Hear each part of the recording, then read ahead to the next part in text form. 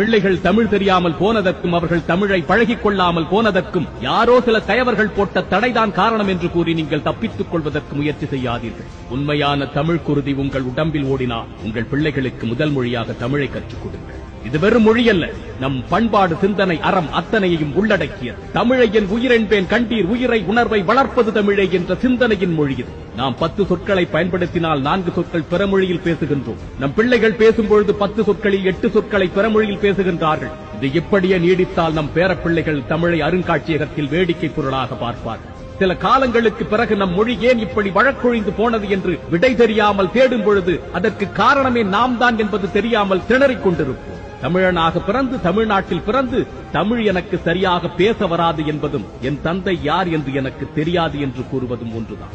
தமிழ் நம்முடைய அடையாளம். பணத்தை, பொருளை, புகழை இழந்துவிட்டால் கூட மீட்டெடுத்து விடலாம். ஆனால் அடையாளம் இழந்தவர்களாக நம் தலைமுறையை மாற்றிவிட்டால் அதிலிருந்து மீள முடியாது. நம் அடையாளம் காப்பது நம் ஒவ்வொருவரின் கையிலும் இருக்கின்றது.